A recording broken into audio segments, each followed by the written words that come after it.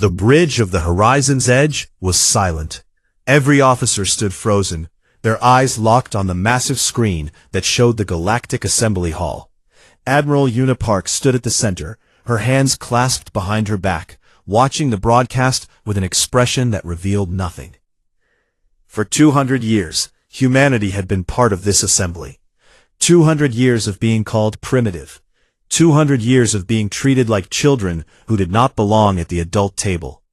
Una had spent her entire life watching aliens look down at her species with disgust and amusement. Today, that would change. High Arbiter Torvax of the Velith rose from his seat. He was tall, with gray skin and 4 arms that moved like snakes when he spoke. His voice echoed through the Great Hall, reaching every corner of the galaxy through the broadcast. "The human species has violated assembly law," Torvax announced. "They have refused to surrender their weapons research. They have hidden ships from our inspectors. They have lied to this sacred body." Una's eyes narrowed slightly.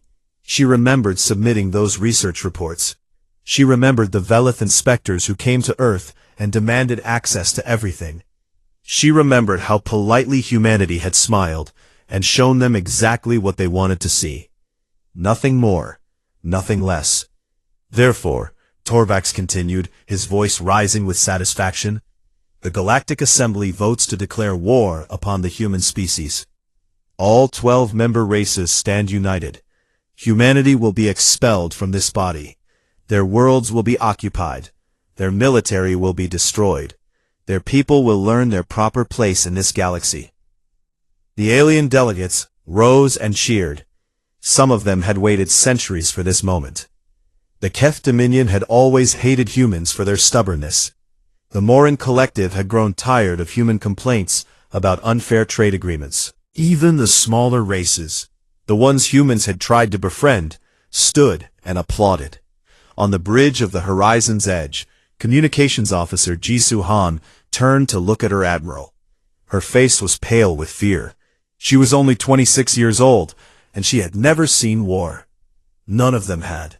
Humanity had spent 2 centuries avoiding conflict, always backing down, always apologizing. "Admiral," Jisoo whispered, "what do we do?" The other officers looked at Una as well. Commander Taeho Kang, her second-in-command, stepped closer. He had served with her for 15 years. He had seen her angry, frustrated, and tired, but he had never seen the expression that now crossed her face. Admiral Una Park smiled. It was not a warm smile. It was not a kind smile. It was the smile of someone who had been waiting for something their entire life, and it had finally arrived. "Finally," she said. The word hung in the air like a blade. Taeho stared at her. "Admiral?" Una turned away from the screen. Her eyes moved across the bridge, looking at each officer in turn. These were her people. They had trained together, served together, and prepared for a day they hoped would never come. But hope was for civilians, soldiers prepared for reality. "Send a message to Earth Command," Una ordered. Her voice was calm and clear. "Awakening Protocol. Authorization Code Prometheus 7. Jisoo's fingers trembled as she entered the commands. "Admiral, the Awakening Protocol, that's... I know what it is." Una walked to the main console and placed her hand on the scanner. The system recognized her DNA, her retinal pattern, her heartbeat. Deep within the ship's computer, locks that had been sealed for decades began to open. "Ma'am," Taeho said quietly, stepping close so only she could hear, "are you sure about this? Once we do this, there's no going back." Una looked at him. In her eyes he saw something that had been hidden for as long as he had known her. Not fear, not doubt, purpose. "Taeho," she said, "my grandmother was on the passenger liner Eternal Dawn. Do you remember what happened to that ship?" He remembered. Everyone remembered. In 2298, a Keth warship had destroyed the Eternal Dawn, killing 3,000 civilians. The Keth claimed it was a navigation error. The Assembly ruled it an acceptable loss and ordered humanity to pay compensation to the Keth for damaging their vessel with debris. I remember, Tejo said softly. I was 7 years old when I watched the Assembly's ruling, Yuna continued. I watched my mother cry. I watched my father break every dish in our house. And I made a promise to myself that day. One day they would answer for what they did. One day humanity would stop bowing. She turned back to the screen, where Torvax was still celebrating his victory. Today is that day. Send the message. Across human space, the message arrived. On Earth, in the hidden bases beneath the oceans, admirals opened sealed orders. On Mars, in the underground shipyards, engineers activated systems that had been dormant for a century. In the asteroid belt, where darkness hid humanity's greatest secrets, thousands of lights began to glow. The Shadow Fleet was waking up. On the horizon's edge, the crew watched their displays with wide eyes. Ships were appearing from nowhere, registering on sensors that had shown empty space moments before. The official human fleet was 200 vessels, old and outdated. That was what the Assembly believed. The truth was different. Admiral, Weapons Officer Unji Song reported, her voice shaking. I'm reading 3,200 vessels activating across the system. Jisoo looked up from her console. And I'm receiving responses from colonies the Assembly doesn't know about. Admiral, there are 40 billion humans in this galaxy, not 12 billion. Yuna nodded. This was the secret humanity had kept for 2 centuries, the deception that had required patience, sacrifice, and unimaginable discipline. Every human who had ever dealt with the Assembly had played their part. Every soldier who had deliberately lost training exercises, every diplomat who had smiled and accepted insults. They had all been waiting for this moment. The leash is off, Yuna said quietly. Inform all fleet commanders. We are done pretending. On the Assembly broadcast, Torvax was calling for champagne. He did not know that his empire was about to burn. And in the cold silence of space, Admiral Yuna Park watched and smiled. The war had begun, and humanity was ready. Seoul Orbital Station hung above Earth like a silver crown. Inside its deepest chamber, Defense Minister Hana Choi stood before the United Earth Council. The room was filled with the most powerful humans in the galaxy, and all of them were smiling. Ladies and gentlemen, Hana said, the moment we have prepared for has arrived. The Council has declared war. Admiral Park has activated the Awakening Protocol. It is time for the galaxy to meet the real humanity. She pressed a button, and the wall behind her transformed into a massive display.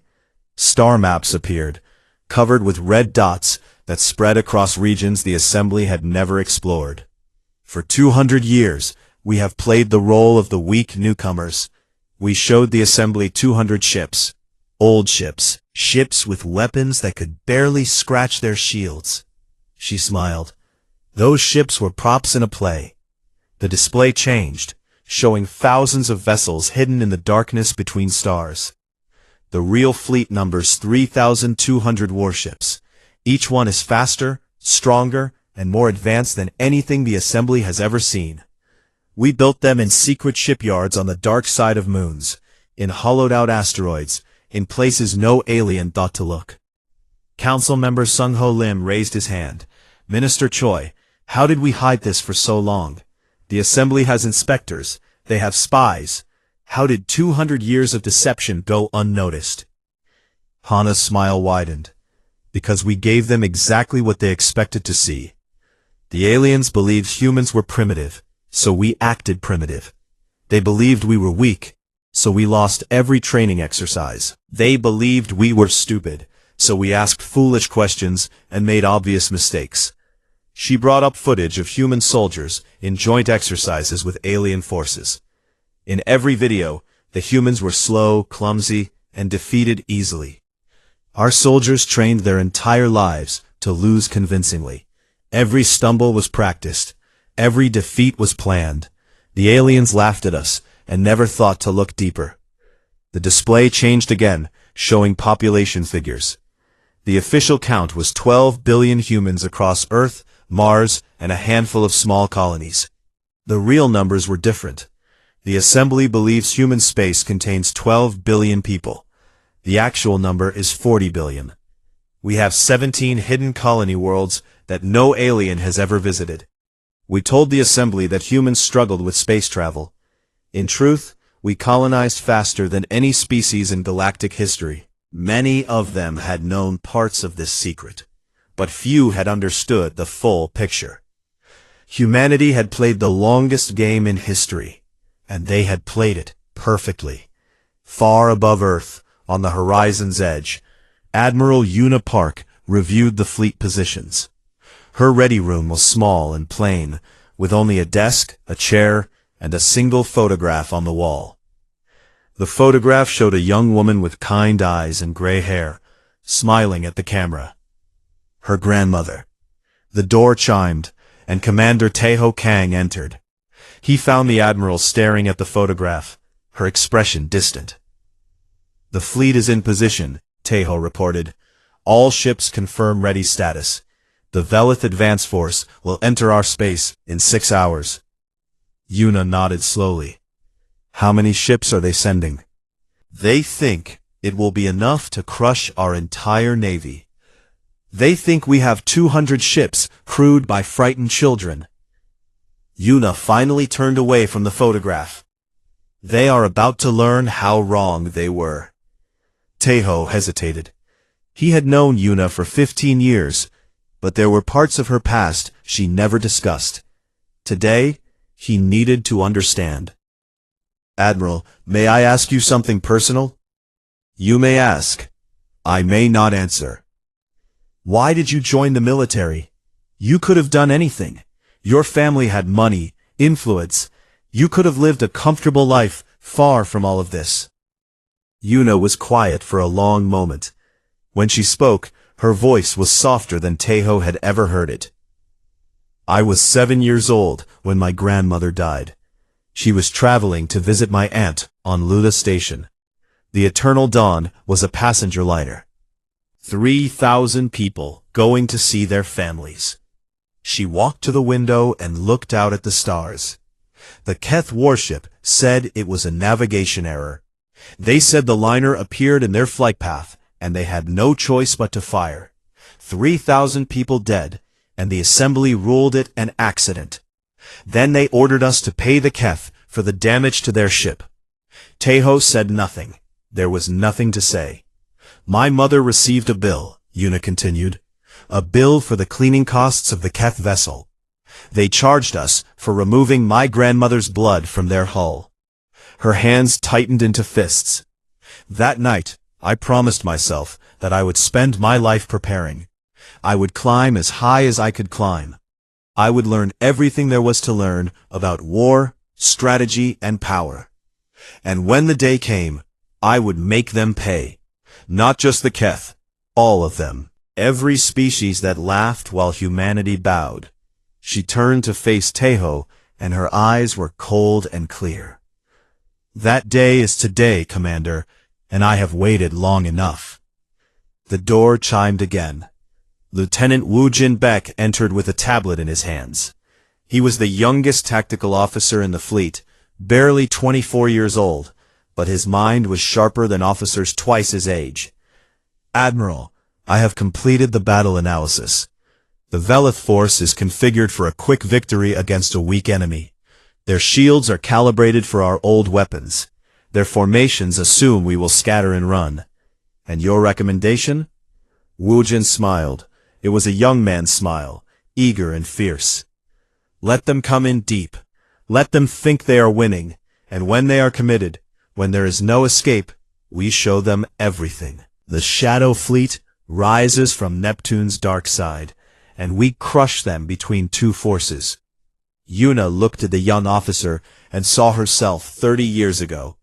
The same fire, the same hunger. "Make it happen, Lieutenant. And Woo Jin?" "Yes, Admiral. Make sure they have time to send a message home. I want the Assembly to see what happens to those who threaten humanity." 6 hours later, the Velith Advance Force crossed into human space. They were confident, laughing, already planning their victory celebrations. They had no idea what was waiting for them in the dark. Fleet Commander Torvax stood on the bridge of his flagship, the Divine Fury, and watched human space grow larger on his screen. Behind him, 800 warships followed in perfect formation, the combined might of the Galactic Assembly, sent to teach the humans their final lesson. "Commander," his tactical officer reported, "we are detecting 15 human patrol ships ahead. Standard formation. They appear to be retreating toward Earth." Torvax laughed. It was a harsh sound, like rocks grinding together. 15 ships. They send 15 ships against 800. The humans are even more pathetic than I thought. He waved his upper right hand dismissively. "Destroy them. Do not waste time with capture. Let the burning of their ships be the first message we send." The Velith warships accelerated, their weapons charging with blue fire. The human patrol ships turned and ran, exactly as expected. They were slow, clumsy, and desperate. Everything the Assembly had always believed about humanity. On the horizon's edge, Admiral Una Park watched the Velith advance with calm patience.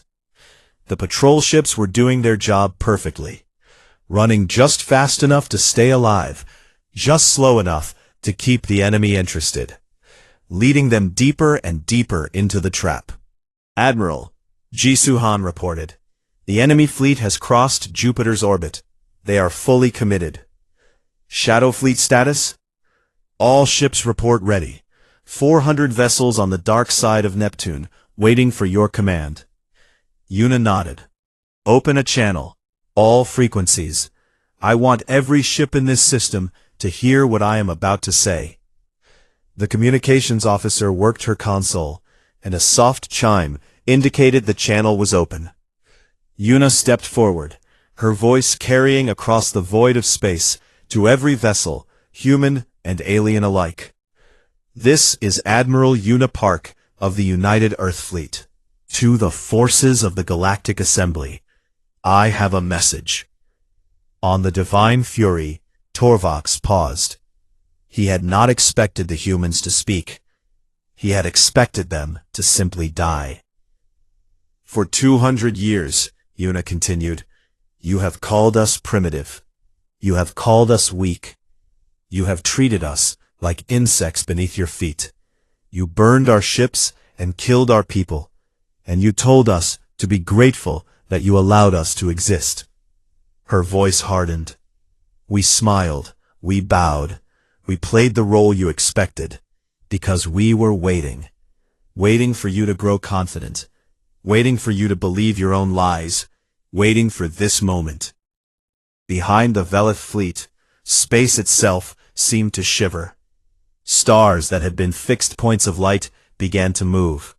Shadows that had hidden in the darkness for decades revealed themselves. "You wanted war with humanity," Una said. "Congratulations, you have it."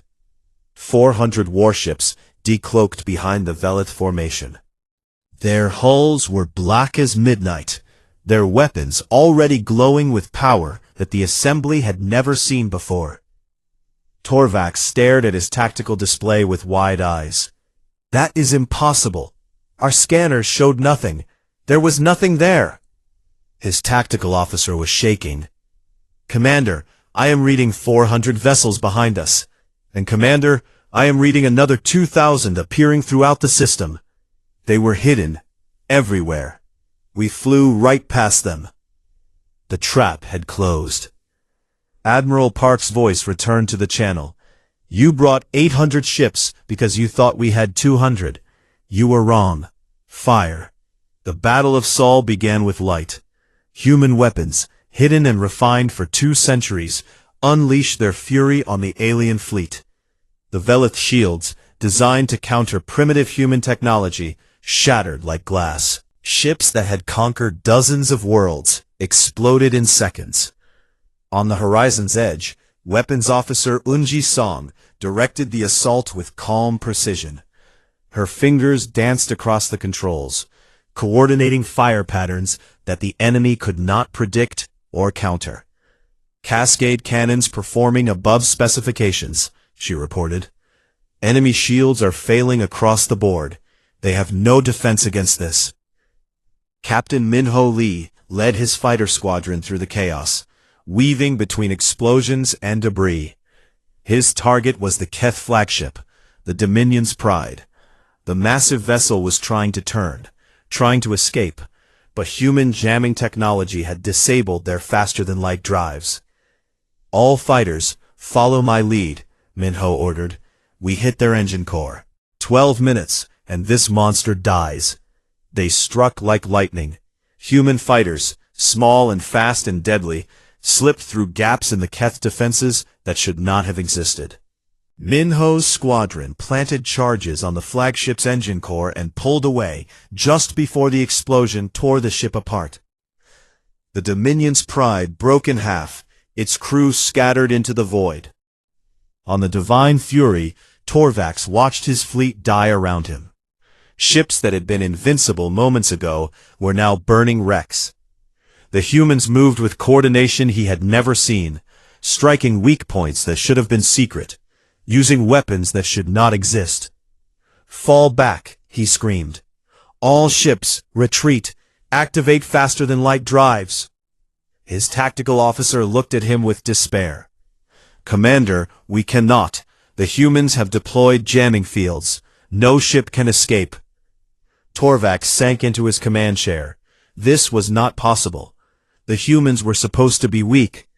The humans were supposed to be prey. The battle lasted 4 hours. When it ended, 1,847 alien ships had been destroyed. The combined might of the Galactic Assembly, the fleet that was supposed to conquer humanity forever, was scattered across space as burning debris. Human losses, 23 vessels. Commander Taeho Kang stood beside Admiral Park as the final reports came in. The enemy flagship has surrendered. Commander Torvax is being brought aboard for questioning. Yuna nodded. Bring him to the bridge. I want to speak with him personally. Minutes later, Torvax was escorted onto the horizon's edge. His fine robes were torn, his gray skin covered with ash. He looked at Yuna with eyes that could not understand what had happened. How? He whispered. How did we never know? How did you hide this from us? Admiral Yuna Park stepped close to the defeated commander. She was smaller than him, weaker in appearance, exactly what the Assembly had always believed humans to be. Because you never thought to ask, she said. You looked at us and saw what you wanted to see. You never imagined that we might be hiding something. Your arrogance was our greatest weapon. Torvax's head dropped in shame. Yuna turned to her crew. Send a message to Earth Command.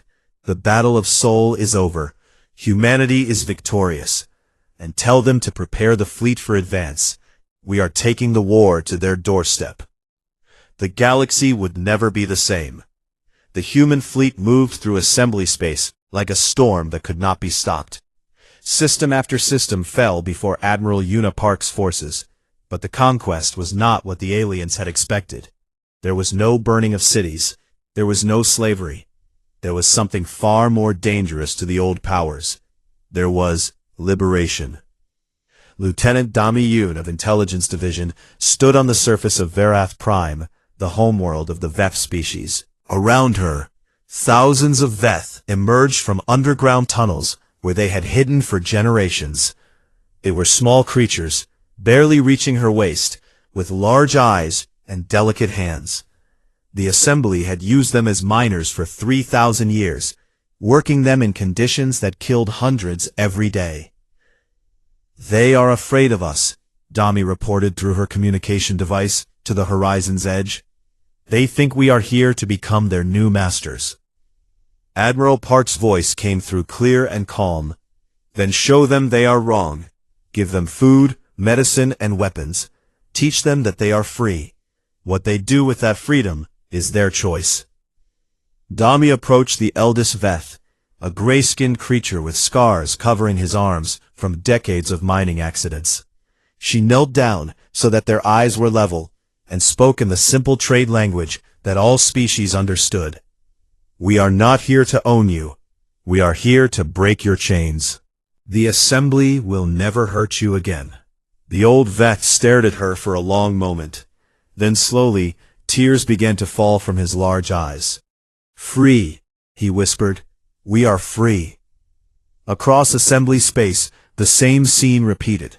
The Orani, forced to serve as domestic slaves for Velith households, were armed and given ships to return to their ancestral worlds. The Sylph, whose planet had been turned into a factory for assembly weapons, watched as human engineers dismantled the machines of their oppression.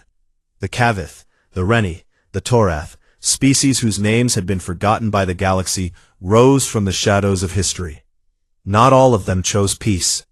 The Orani, after centuries of abuse, wanted blood. Human commanders watched as former slaves hunted down their Velith masters with weapons humanity had provided. It was brutal, it was ugly, and Admiral Park allowed it. We do not get to decide how they process their pain.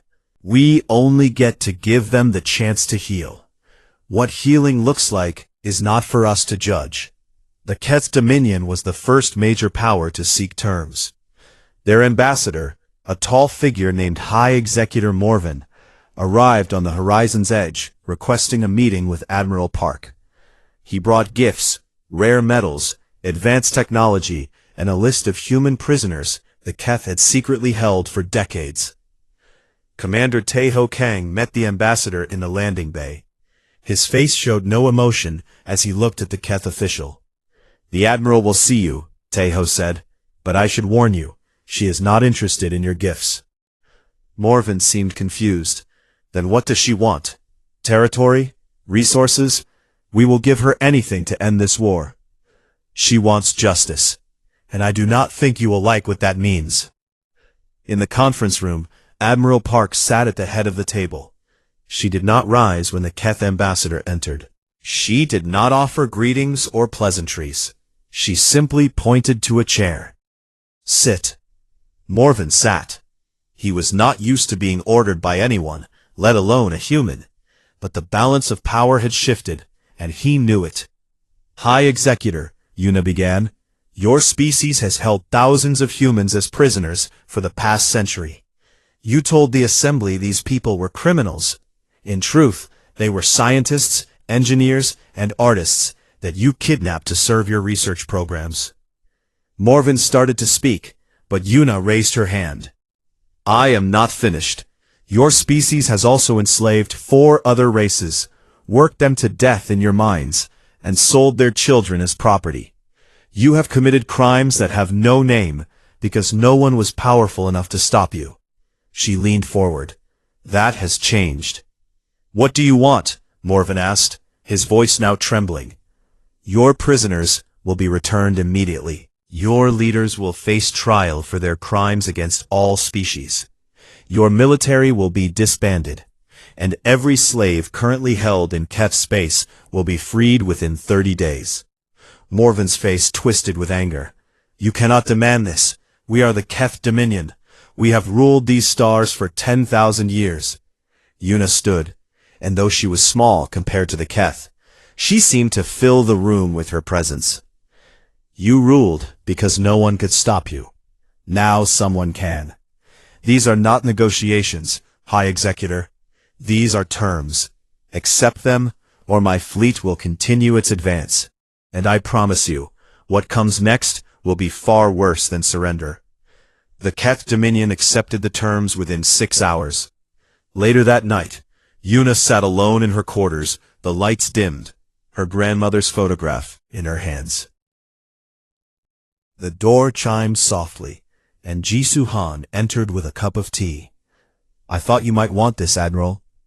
Yuna accepted the cup with a tired smile. "Thank you, Jisoo. You should be sleeping." "So should you." The young officer hesitated. "Admiral, may I ask you something?" "Of course. Are we doing the right thing? The liberation is good, I believe that. But some of what the freed species are doing to their former masters, it troubles me."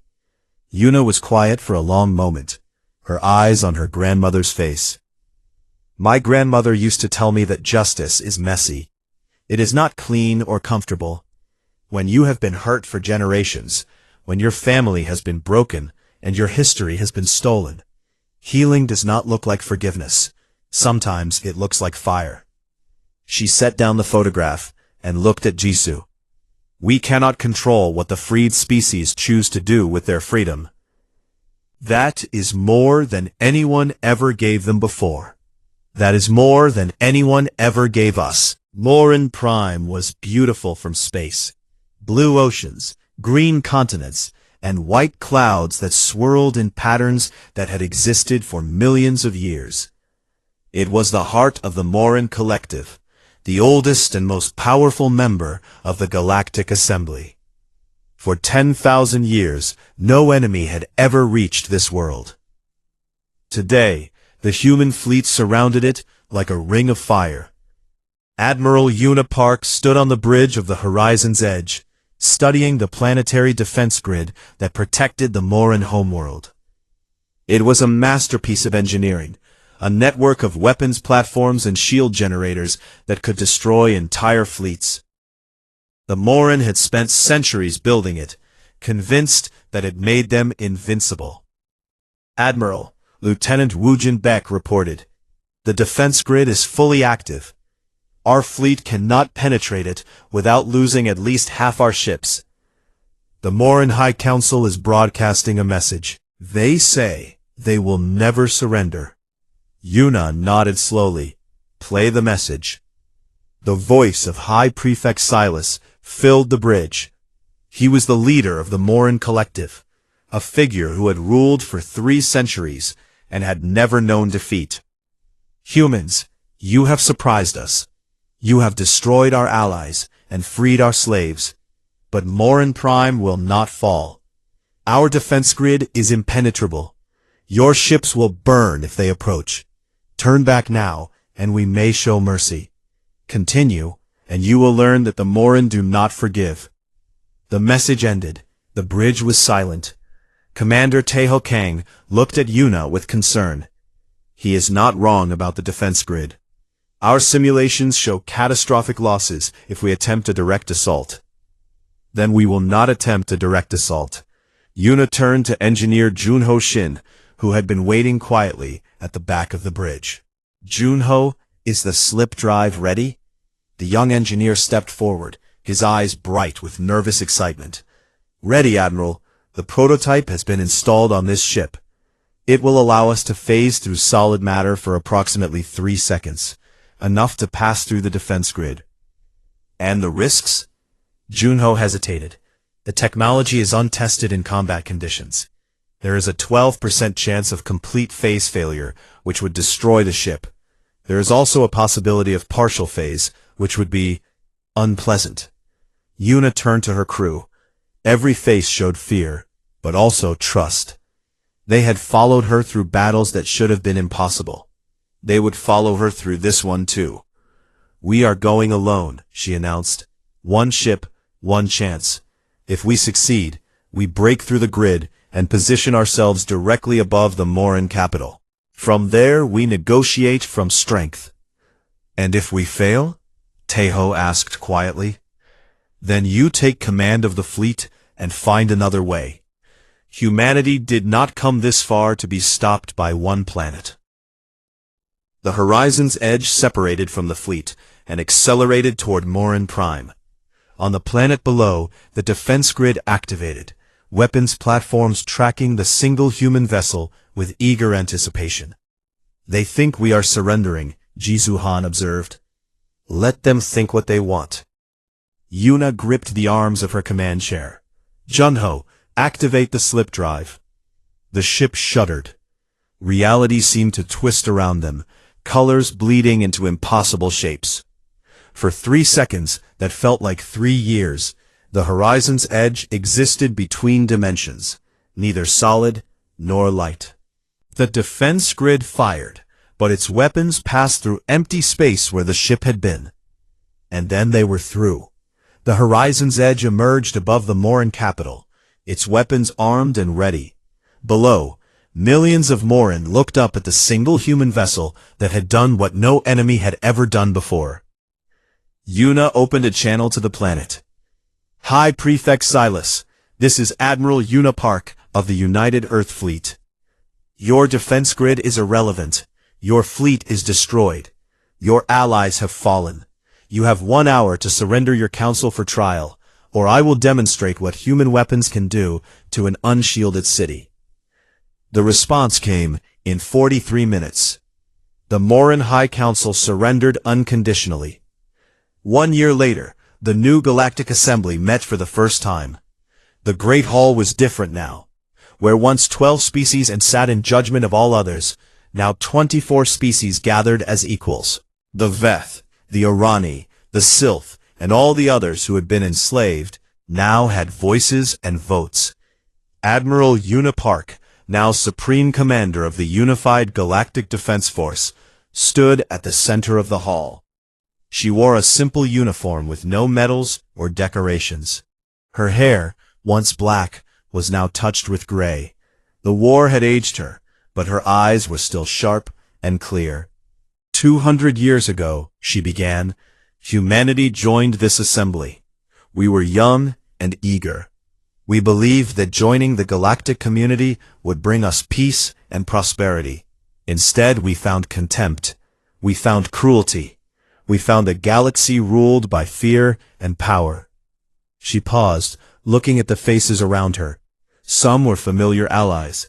Others were former enemies, still adjusting to their new reality. We could have become what you were. We could have built an empire on the ashes of yours. We had the power. We had the opportunity. She shook her head slowly. But that was never what we wanted. We wanted justice. We wanted freedom. Not just for ourselves, but for everyone who had been crushed under the old order. She spread her hands, encompassing the entire hall. This assembly is not perfect. We will disagree. We will argue. We will make mistakes, but we will do it as equals. No species will kneel to another. No people will be enslaved or forgotten. That is the promise humanity makes to this galaxy.